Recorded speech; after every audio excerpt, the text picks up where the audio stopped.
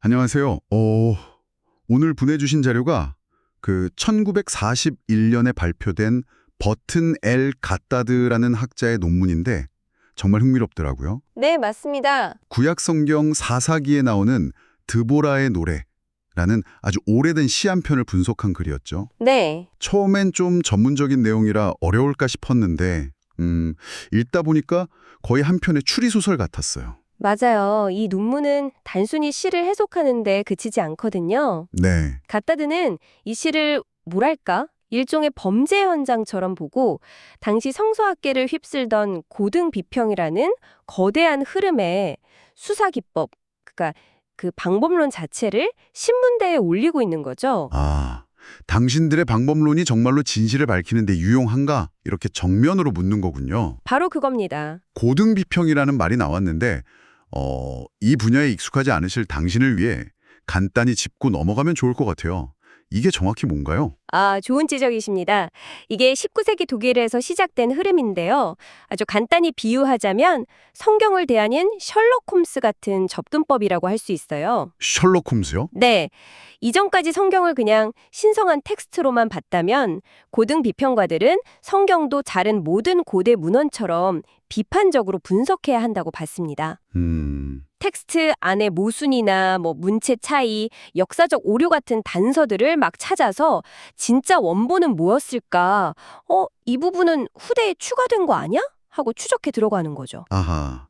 그러니까 텍스트를 그냥 있는 그대로 받아들이는 게 아니라 그 이면에 숨겨진 역사를 파헤치려는 시도였군요. 맞습니다. 그런데 갓다드는 바로 그 수사기법에 문제가 있다고 본 거고요. 네, 바로 그 점이죠. 자, 그럼 당신이 보내주신 이 논문을 통해 갓다드가 어떻게 당대 최고의 학자들을 상대로 논리적인 대결을 펼치는지 한번 본격적으로 따라가 보겠습니다. 논문을 읽어보니까 갓다드는 첫 번째 쟁점으로 누가 이 노래를 썼는가, 즉 저자 문제부터 꺼내들더군요. 네. 사실 저는 이 부분이 처음엔 잘 와닿지가 않았어요. 드보라가 썼든 다른 누가 썼든 시의 내용이 달라지는 건 아니잖아요? 그렇죠. 이게 왜 그렇게 중요한 문제였을까요? 바로 그 질문이 핵심을 꿰뚫고 있습니다.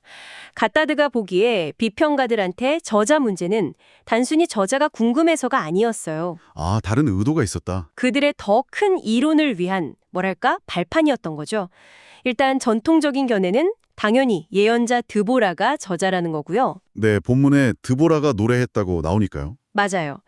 시 안에서 나라는 1인칭 시점도 등장하고요. 갓다드는 여기에 더해서 심리적인 증거까지 제시합니다. 심리적인 증거요? 네.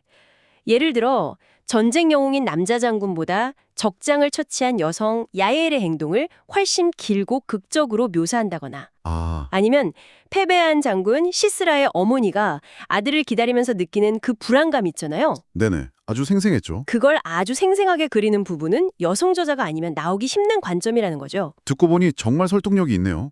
그런데 비평가들은 왜 이걸 받아들이지 않은 거랄까요? 그 사람들은 텍스트의 다른 단서에 주목을 한 겁니다. 다른 단서요? 네. 예를 들어 시 중간에 갑자기 일어날지어다 드보라여 하고 드보라를 3인칭으로 부르거나 2인칭으로 말을 거는 구절들이 있거든요. 맞아요. 그런 부분이 있었어요. 바로 이걸 근거로 봐라, 저자가 자기 자신에게 이렇게 말할 리가 없다. 이건 다른 사람이 드보라에 대해 쓴 노래이지 드보라가 직접 쓴 게 아니다. 라고 주장을 한 거죠. 그렇게 보면 또 그럴듯하게 들리기도 하네요. 하지만 작가가 자신을 객관화해서 3인칭으로 표현하는 건 문학에서 꽤 흔한 기법 아닌가요? 정확합니다. 소설에서도 종종 쓰이고요. 갓다드의 반박이 바로 그거예요. 그건 그냥 문학적 수사법일 뿐인데 비평가들이 자신들의 이론을 위해서 너무 과도하게 해석하고 있다는 거죠. 갓다드는 비평가들이 사실 저자가 누구인지보다 이 노래를 원시적인 부족의 승전가 정도로 격하하고 싶어 한다고 봤습니다. 그리고 바로 여기서 이 저자 논쟁이 훨씬 더 큰 문제, 바로 신학 문제로 연결되는 겁니다. 이제야 좀 그림이 맞춰지는 것 같네요. 그러니까 비평가들은 이 노래가 그냥 애국심을 고취하는 그런 노래이길 바랐다는 거죠. 네, 당시 주류였던 종교 발전 이론에 따르면요. 아주 오래된 시대의 종교는 당연히 원시적이고 미신적인 수준이어야만 했어요. 네네. 그런데 드보라의 노래는 비평가들 스스로도 이스라엘 역사에서 가장 오래된 문헌 중 하나라고 인정하는 텍스트거든요. 그렇죠. 근데 여기서 문제가 생긴 거죠. 갓다드가 지적하듯이 이 시에는 원시적이라고는 도저히 볼 수 없는 아주 고도로 발전된 신학적 개념들이 가득 들어 있었던 겁니다. 예를 들면 어떤 것들이 있었을까요? 뭐 하나님의 정의로운 행위, 또 이스라엘 백성과의 언약 관계에 대한 이해, 우상 숭배에 대한 명확한 비판, 아, 심지어 여호와의 사자라는 개념까지 등장합니다. 이건 단순한 부족신의 승리를 찬양하는 노래 수준을 훨씬 뛰어넘는 거잖아요. 네, 성숙한 유일신 신앙을 보여주는 대목들이네요. 맞습니다. 그렇군요. 그러니까 비평가들은 딜레마에 빠진 거네요. 그렇죠. 자신들의 이론에 따르면 이 시는 아주 오래됐으니까 신학적으로 원시적이어야 하는데 실제 텍스트를 보니까 전혀 그렇지 않았던 거죠. 바로 그겁니다. 이 모순을 어떻게 해결해야 했을까요? 시의 연대를 바꿀 수는 없었을 테고요. 바로 그 지점에서 갓다드의 비판이 가장 날카로워집니다. 그들은 연대를 바꿀 수 없으니까 텍스트 자체를 바꾸기로 한 거예요. 잠깐만요. 그건 좀 충격적인데요. 네, 이론에 텍스트를 맞추는 게 아니라 텍스트를 이론에 맞춰버린다고요. 그게 학문적으로 가능한 일인가요? 갓다드가 바로 그 점을 문제 삼는 겁니다. 그리고 그 텍스트 수술의 가장 중요한 명분이 되었던 게 바로 운율 문제였어요. 운율이요? 네, 비평가들은 고대 히브리 시에도 그리스 시처럼 아주 규칙적이고 엄격한 운율이 있었을 거다 이렇게 가정을 했어요. 그리고 그 가정에 맞춰서 텍스트를 분석하기 시작한 거죠. 여기서 또 궁금한 게 생기는데요. 운율이 그렇게 중요한가요? 시의 리듬감 좀 맞추자고 수천 년 된 원문을 마음대로 바꿔도 될 만큼요. 아주 좋은 질문입니다. 당시 학자들은 왜 그렇게 운율에 집착했던 거죠? 당시 유럽 학계는 그리스 로마 고전에 대한 깊은 이해를 바탕으로 성장했잖아요. 네, 그렇죠. 그들에게 시란 곧 규칙적인 운율을 가진 문학이었어요. 그러다 보니까 히브리 시를 볼 때도 자신들에게 익숙한 그 틀을 가지고 보려고 했던 경향이 강했던 거죠. 아, 갓다드는 히브리 시의 리듬은 그런 딱딱한 규칙이 아니라 생각과 감정의 병치나 반복에서 오는 훨씬 더 자유로운 형태였을 수 있다고 지적합니다. 네. 하지만 비평가들은 자신들이 설정한 운율이라는 수술대 위에 시를 올려놓고 그 규칙에 맞지 않는 단어와 문장들을 마구잡이로 잘라내기 시작한 겁니다. 와, 듣기만 해도 아찔하네요. 그쵸? 갓다드가 이 과정을 보여주기 위해 C.F. 번이라는 학자를 대표적인 예로 들었죠. 이 부분은 정말 당신이 보내주신 논문에서도 가장 충격적인 대목이었어요. 네, 버니는 당시 매우 존경받던 학자였습니다. 그런데 갓다드가 그의 분석을 해보한 걸 보면 정말 입이 떡 벌어질 정도예요. 어느 정도였나요?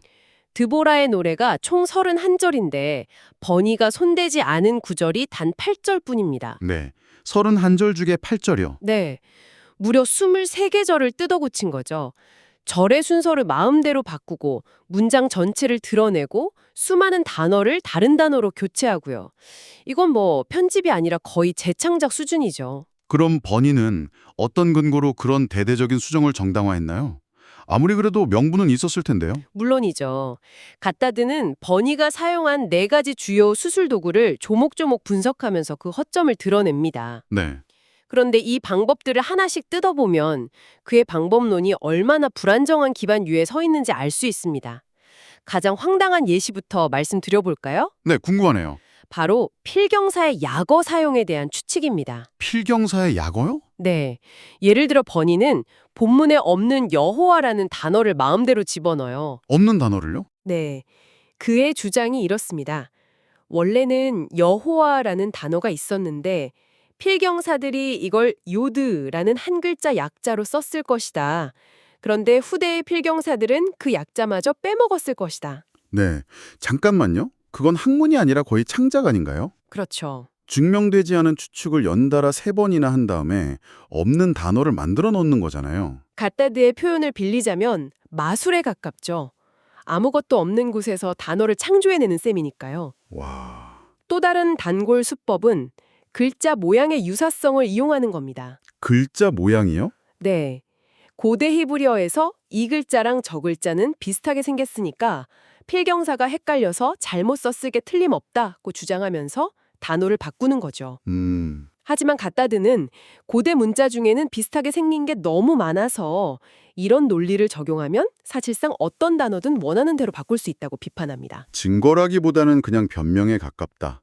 자기 입맛에 맞게 텍스트를 바꾸기 위한 도구로 사용했다는 거군요. 바로 그겁니다. 고대 그리스어 번역본인 70인역을 활용하는 방식도 좀 비슷했죠? 맞습니다. 일관성이 전혀 없어요.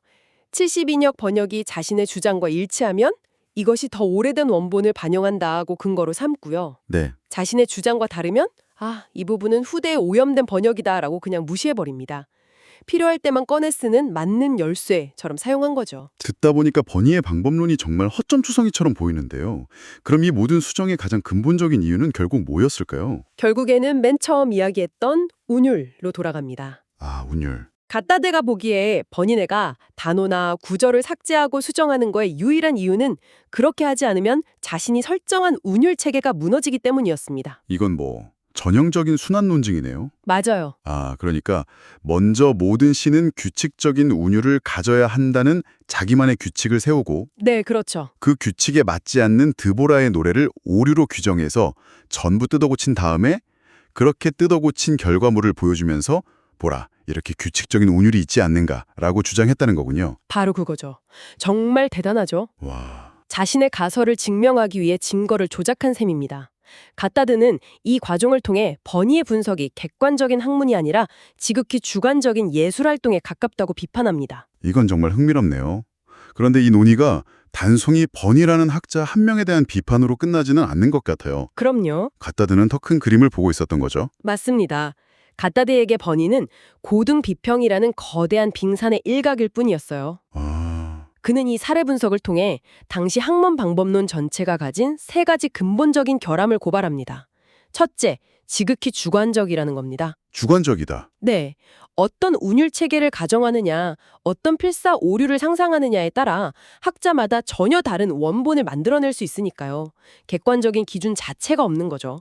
둘째는 그 성격이 파교적이라는 점을 지적했죠. 네, 텍스트의 의미를 더 깊이 탐구하고 조명하기보다는 자신의 이론에 맞춰 텍스트를 해체하고 조각내버린다는 거고요. 그렇죠. 이건 마치 어떤 사건을 찍은 유일한 원본 CCTV 영상이 좀 흔들린다고 해서 그걸 바탕으로 아예 새로 CG 작업을 해버리는 것과 비슷하네요. 와, 아주 정확한 비유입니다. 더 선명한 영상을 얻을 수는 있겠지만 그건 더 이상 원본 증거가 아니라 감독의 해석이 담긴 재창조물이 되어버리잖아요. 바로 그겁니다. 그리고 마지막으로 갓다드는 이런 비평이 하나의 문제를 해결하려다 더 큰 문제들을 만들어낸다고 비판합니다. 더 큰 문제요? 네, 종교 발전 이론에 맞지 않는다는 작은 문제를 해결하기 위해 텍스트를 수정했지만 그 결과 우리는 수천 년간 전해 내려온 원본 텍스트를 더 이상 신뢰할 수 없다는 훨씬 더 큰 불확실성과 마주하게 된다는 거죠. 아, 전승된 텍스트를 버리는 순간 남는 것은 갓다들의 표현을 빌리자면 끝없는 추측의 바닥뿐이라는 겁니다. 그렇군요. 결국 이 논문은 우리에게 아주 근본적인 질문을 던지고 있네요. 네, 그렇죠. 우리가 역사적 문서를 대할 때 우리 손에 쥐어진 텍스트를 얼마나 신뢰해야 하는가, 그리고 현대 학자들이 자신의 이론을 가지고 원문을 교정하려는 시도를 어디까지 받아들여야 하는가. 맞습니다. 이건 비단 성서 연구뿐만 아니라 모든 고전과 역사 연구에 적용될 수 있는 질문인 것 같습니다. 당신이 보내주신 이 1941년 논문 한 편을 통해 우리는 성서 연구의 핵심적인 논쟁을 탐색하고 고대 시의 저자와 신학을 둘러싼 치열한 다툼을 목격했으며 텍스트 비평이라는 학문이 어떻게 길을 잃을 수 있는지까지 깊이 파고들어 봤습니다. 네, 갓다드는 학문적 방법론이 원본 텍스트에 대한 존중을 잃어버릴 때 어떤 위험이 생기는지를 아주 생생하게 보여주었네요. 맞습니다. 여기서 이 논의를 한 걸음 더 나아가서 당신이 혼자 생각해 볼 만한 질문을 하나 던져드리고 싶습니다. 네, 이 문제는 비단 학자들만의 이야기는 아닐 겁니다. 성경이든 플라톤의 저서든 혹은 삼국사기 같은 역사 기록이든 우리가 어떤 고대 문서를 읽을 때 말이죠. 네. 수천 년간 수많은 사람들의 손을 거쳐 우리에게 전해진 그 텍스트 자체를 존중하는 것과 우리가 생각하는 더 합리적이고 논리적인 원래 모습을 재구성하려는 현대인의 욕망 사이에서 어떻게 균형을 잡아야 할까요? 텍스트를 이해하려는 해석과 역사를 새로 쓰려는 재창조의 경계는 과연 어디에 있을까요?